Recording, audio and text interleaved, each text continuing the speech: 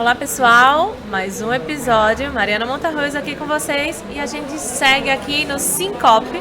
Agora eu trouxe um outro convidado super especial. Eu estou aqui com o Antônio Romário. Antônio Romário, enfermeiro, gente, especialista em gestão de cuidado, tá? Em saúde. Ele veio com uma palestra super interessante, o tema base aqui do simpósio, que está falando sobre o futuro do cuidado domiciliar, né? A inovação, humanização e a sustentabilidade. Esse assunto eu achei assim incrível, né? Porque a gente fala em saúde, a gente tenta fazer uma coisa tão fechada e trouxe um assunto tão amplo, né, Romário? Porque a gente tem assim um universo de coisas dentro da saúde. Muita coisa. Porque quando a gente para pensar em saúde, a gente às vezes fica um pouquinho focado só no cuidado, na assistência. E aí esquece que a saúde ela tem outros processos, né? E a gente vai precisar inovar. E aí, quando veio a ideia de falar sobre inovação e atenção domiciliar, disparou em mim assim várias lembranças. Tanto que eu iniciei o meu processo lá da palestra falando justamente do meu mestrado, que foi em atenção domiciliar e foi em inovação. Na época, então, no meu mestrado, eu tinha sido provocado pela minha orientadora em pensar em algum produto educacional e tecnológico que focasse mesmo no cuidado domiciliar. E aí eu comecei a tentar pensar quais são as minhas dores. Nessa época eu trabalhava em atenção domiciliar, eu trabalhava lidando diretamente com os pacientes, com as famílias. E aí me veio a figura do cuidador, que foi onde eu concentrei boa parte da minha fala agora. O cuidador dentro do cuidado domiciliar ele desempenha um papel crucial. Ele é meu elo com o paciente, é ele que me diz como é que foi o dia do paciente, o cuidado com o paciente, porque nem todo paciente vai ter a equipe 24 horas lá, ou vai ter o técnico diretamente com eles. Então, a gente precisava mesmo ter esse elo junto com ele. E aí, pensei na figura do cuidador enquanto esse desafio e veio a ideia de criar uma ferramenta educacional que foi um caso um website, onde a gente conseguiu moldar o conteúdo de formação para eles para o perfil que a gente desejava. Que máximo! Exato, e foi assim maravilhoso, porque o resultado mais palpável que a gente teve, eu digo isso porque apesar de ter sido do meu trabalho, mas foi feito a várias mãos, foi a mudança no perfil desse cuidador. Esse cuidador ele passou a ser mais empoderado. Empoderado em que sentido? Antes, talvez eles tivessem acesso a muita informação e talvez isso pudesse bagunçar o entendimento dele sobre o que era o papel dele, o que é que ele deveria ficar atento com o paciente. Quando a gente concentrou em um único local, eu pude dar para eles, você está com dúvida em determinado tema? Olha para cá. Aqui vai ser o seu guia, é aqui onde a gente vai conseguir personalizar os temas. Sem pops, né? Exato. Que ótimo. E tenta aquele modelo assim bem simples de entendimento. Porque a gente tinha perfis diferentes. Eu tinha desde o cuidador que era alguém já da área da saúde, mas que estava cuidando da mãe, enfim. Mas eu também tinha aquele cuidador que era totalmente informal, que às vezes fazia o papel de empregado doméstico, né, que também estava cuidando agora de um paciente. E aí a gente conseguiu ter essa mudança nesse perfil. Essa foi a nossa principal ganho, sabe? Nosso principal, como é que eu posso dizer, retorno deles. Porque a gente começou a ver eles, olha, não, meu paciente está assim, agora eu entendo porque eu tenho que alimentar com a cabeceira elevada, porque eu tenho que mudar de decúbito. Como é importante a gente orientar e educar o cuidador, no mínimo cuidado que seja, né? No mínimo cuidado. Porque pode parecer simples, tem que mudar o paciente 12 decúbito para não ter lesão. Mas isso talvez seja simples para mim, enquanto profissional de saúde. É o nosso óbvio que tem que ser dito para um leigo, né? Que talvez não seja tão óbvio. E aí, quando a gente traduz isso em educação, a gente consegue trazer várias ferramentas, né? Eu consigo trazer vídeo, eu consigo trazer foto, eu consigo trazer pequenos casos que eles podem trazer para a sua realidade e eles podem mudar essa percepção. Então não é porque o enfermeiro está mandando mudar de 3 em 3 horas. Tem outras coisas porque é importante mudar. Então tem que mudar dentro desse tempo, não é no meu tempo. Então as pessoas começam a ter acesso à informação confiável e começam a ver que aquele plano de cuidado que foi pensado é justamente pensado na necessidade do paciente. Então eu comecei a minha fala justamente falando sobre isso porque o meu produto ele foi algo de uma inovação. Eu não precisei inventar a roda. Na verdade, a educação e tecnologia existe, mas eu trouxe para dentro do meu contexto, né, e levei para um público público que era a minha dor, a quem poderia me ajudar a cuidar melhor desse paciente. E aí o produto ele rodou, a gente conseguiu fazer formação para essas pessoas, a gente conseguiu finalmente fazer o curso de formação de cuidador para eles, onde eles puderam sair de fato Ainda existe esse certificados. curso? Tem esse curso? É Existe. Que ótimo. Onde é que a gente encontra? Isso foi em Fortaleza. Gente, Fortaleza. Já tá bom trazer pra cá. Isso foi em Fortaleza, quando eu trabalhava lá, mas existe até hoje, porque o home care que eu trabalhava lá, se eu não me engano, ele está fazendo 38 anos esse ano. Ele é bem antigo, certo? E aí lá também era uma estrutura muito grande, a gente tinha mais de 1.000 pacientes em atendimento, em toda Fortaleza, um trabalho muito lindo, né? E aí é nessa magnitude que eu também já puxei um pouquinho do outro pilar, que é a questão da sustentabilidade. Você imagina a gente manter 1.000 pacientes no domicílio, e se esses 1.000 pacientes precisassem voltar para o hospital, a gente ia ter 1.000 leitos para colocar eles, né? Então, essa foi minha outra pegada na fala, que é a gente pensar em sustentabilidade. Às vezes, por ser profissional da saúde, a gente acha que sustentabilidade está muito relacionada à conta, ao administrador, ao gestor administrativo, ao financeiro, mas esquece que talvez a minha forma de cuidar, o meu plano de cuidado, ele possa impactar também financeiramente. Com certeza. Né?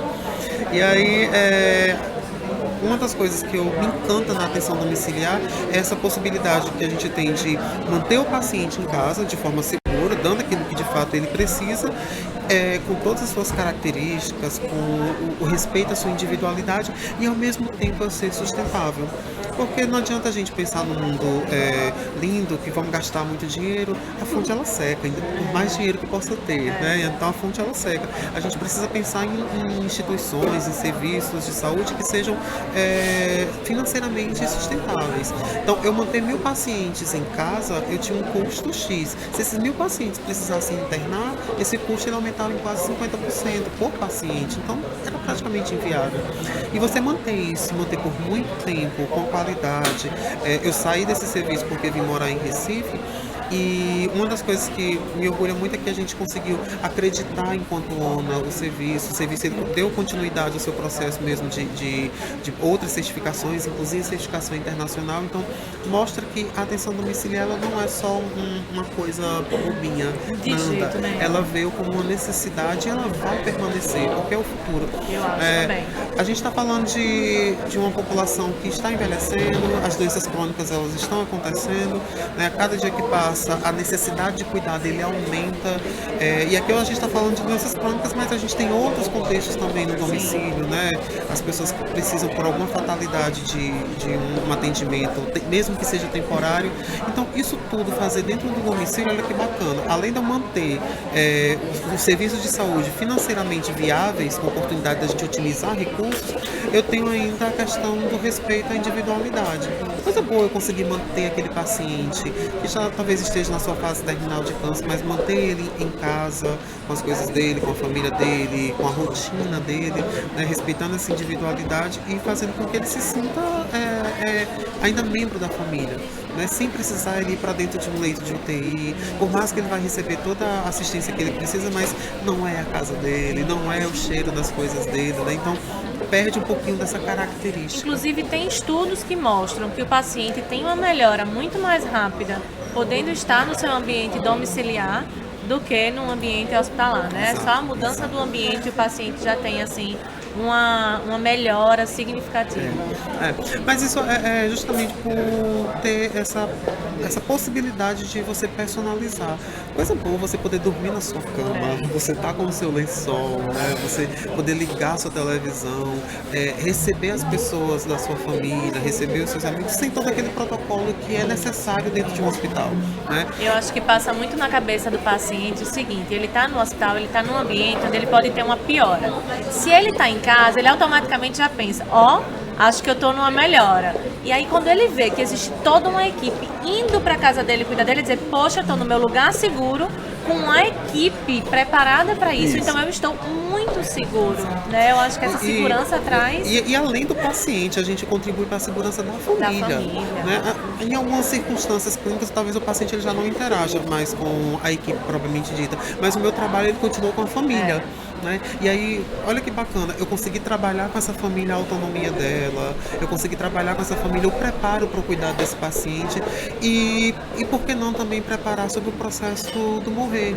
Em alguns casos vai Você é acontecer. paliativista, é? Sou. Ah, sim, logo vi, porque ele estava aqui. Só das duas, uma. Ou ele tá falando para me agradar, ou ele é paliativista. Sou paliativista. Porque é totalmente o conceito de cuidados paliativos, é exatamente isso. E assim, enquanto paliativista, você dá a possibilidade de uma família, de um paciente ele se organizar e fazer o processo da finitude, né, de terminalidade em casa, é algo, eu acho algo assim de uma grandeza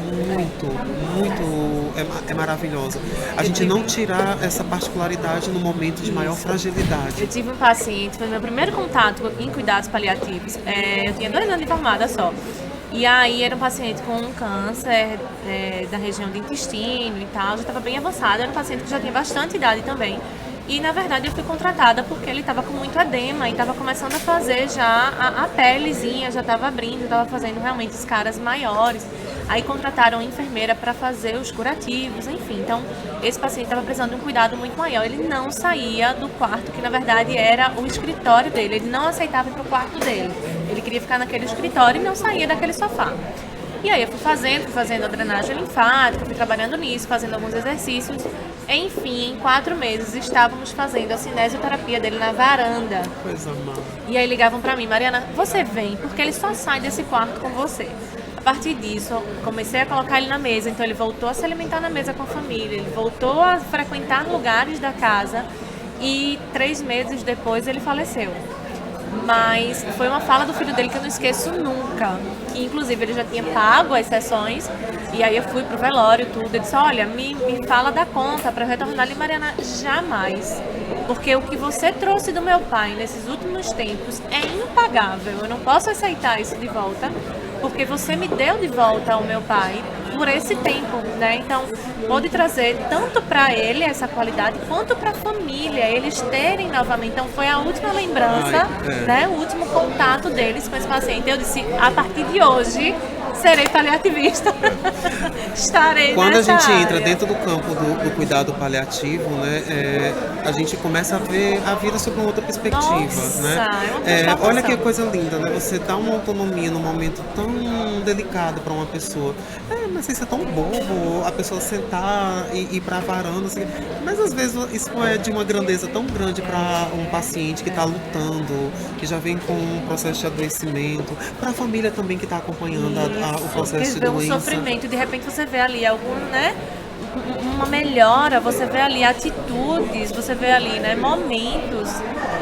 Foi maravilhoso. E eu sou suspeita a falar porque eu amo cuidados paliativos, eu acredito muito na ideia. E no casamento, que tem atenção domiciliar com cuidados paliativos, né, a gente pensar no cuidado paliativo no domicílio, para além desse modelo só de hospital, que em alguns casos de fato é necessário, né, mas que quando tem a possibilidade de a gente fazer esse processo todo no domicílio, para o paciente, eu acho assim de uma humanidade muito grande a gente permitir isso. E mais do que isso, a gente ser educador para essas Sim, era isso pessoas. que eu ia falar. Né? Porque eu sei que não é fácil para algumas pessoas falar do processo de morte, mas o processo de morte ele acontece, ele é natural, né? Enquanto houver vida, haverá morte, né? Elas estão associadas. E aí o que a gente precisa fazer, e aí voltando enquanto profissional, enquanto profissional de enfermagem, que é o meu caso, o que eu posso fazer de cuidado para que essa pessoa ela tenha dignidade até o último momento da vida? Que é o que eu digo para os meus alunos, enquanto houver vida, e na verdade até depois que a vida deixou o corpo físico, a gente ainda vai ter trabalho enquanto enfermagem, porque eu tenho cuidado pós-morte do corpo. Então a gente tem todo um processo mesmo de cuidar dessas pessoas, né? de trabalhar de fato o paliativismo como uma coisa mesmo de desmistificar o processo de morte, né? Entender que talvez a coisa mais bacana é eu permitir uma pessoa com autonomia até o último minuto dela. Eu acho que é isso que me Interessante encanta. assim, ele não entra só nesse processo de finitude, né? Ele entra desde o princípio. Então, justamente, muitas vezes a gente consegue manter uma qualidade e um convívio desse paciente talvez até retardar esses retornos para o hospital, né, dessas pioras, porque a gente já está com ele em cuidados paliativos, a gente já está com ele no cuidado domiciliar e consegue fazer todo esse controle, né? Então, uma equipe bem preparada. Exato. Tecnicamente e humanamente, a gente estava conversando aqui agora com a Araceli, falando sobre isso, como a gente também precisa estar preparado emocionalmente, porque a gente vai lidar com situações difíceis ali. Eu acabei de sair de um curso de comunicação difícil, é um curso maravilhoso, não sei se você conhece, chama CDS, do Douglas Crispim, ele é um cara fantástico. E é um curso que é extremamente necessário para o profissional de saúde, ainda mais, eu acredito, para quem lida com esse atendimento domiciliar, sabe? Porque são circunstâncias, é uma atmosfera sensível ali, né? Então a gente precisa saber comunicar para essa família, saber como falar essas informações, né, difíceis, prognóstico e tudo mais. Então eu acho que esse ambiente exige um profissional diferente, né? E o ambiente de saúde em si, mas o ambiente domiciliar, a gente realmente tem que buscar uma formação, né, uma qualificação além da técnica, né? Você para pensar, Mari, uma das coisas é que a gente não estuda cuidados paliativos na faculdade de forma aprofundada. Talvez a gente tenha alguns momentos pincelados ali sobre o processo de luto. Tomara que mude, né? Tomara cenário, que cada vez eu mais acredito ele muito que o seja cenário ele inserido. está mudando. Tá. Eu digo isso até porque hoje eu sou professor universitário também e eu tenho uma disciplina mesmo de cuidados paliativos, né? Que aí eu até dizendo para os meus alunos, gente, vocês estão tendo uma oportunidade que eu precisei ir atrás, por fora, depois da graduação. E vocês já estão entendendo o princípio de cuidados paliativos. Porque as lacunas que vão existindo, que o próprio mercado, a mudança na sociedade vai exigindo e a gente vai ter que correr atrás, né? Mas a possibilidade da gente trazer o estudo do cuidado paliativo, do cuidado domiciliar, isso ainda no processo de formação dos profissionais, eu acho que a gente vai conseguir mudar muita coisa. Porque eu encerrei minha apresentação falando justamente que o nosso maior desafio, dentro desse contexto mesmo, do cuidado do paciente no domicílio, é o processo de educação. A gente não é preparado ainda muito para entrar no domicílio sob uma perspectiva ainda muito de hospital, de cuidado emergencial, mas e essas características que só o domicílio tem? Será que a gente está preparado para lidar com isso, né? Então, nem sempre. Às vezes a gente vai se preparando no meio do processo porque conseguiu um emprego, porque você se encaixou naquela área, mas a gente não vê isso ainda na academia, que aí talvez o cenário ele precise mudar justamente por isso. Cuidado paliativo ele é uma realidade, ele vai continuar acontecendo, a assistência domiciliar da mesma forma. Então a gente precisa pensar o cenário em como as novas gerações de profissionais elas vão estar mais sensíveis a esse tema, né? E trazer coisas mais novas, né? Eles inovarem de fato, associar isso a processos de tecnologia, né? Que é um dos focos que a gente está falando hoje aqui no evento. Então tudo isso eu acho que vai mudar de acordo com esse perfil que a gente vai conseguir chegar mais à frente. Não, é desafiador, mas não é impossível. De jeito né? A gente já vê essa mudança, a gente já pegou essa mudança justamente dessa forma de cuidar, de domicílio, a gente pegou isso. Talvez a próxima geração vai pegar coisas ainda mais desafiadoras, né? E o bacana é isso. A nossa área enquanto campo da saúde, ela exige da gente essa capacidade de se adaptar, né, Mari? É verdade. E ó, quem tiver interesse nesse assunto todo, continua acompanhando aqui o Fisiotalks. Acompanha a página também de Romário. Qual que é o teu Instagram? Romário MNDS. Vou deixar aqui pra vocês, sem problema. Romário, foi um prazer muito grande, viu? Ótimo saber que a gente compartilha desse entendimento, né? Ótimo saber que existem profissionais assim, e estão dissipando. Graças a Deus você é professor, então já está plantando aí sua semente, né? Tomara que germine muito por aí, né? E, gente, é isso. Mais uma entrevista maravilhosa. E espera aqui que daqui a pouco tem mais. Tchau, tchau.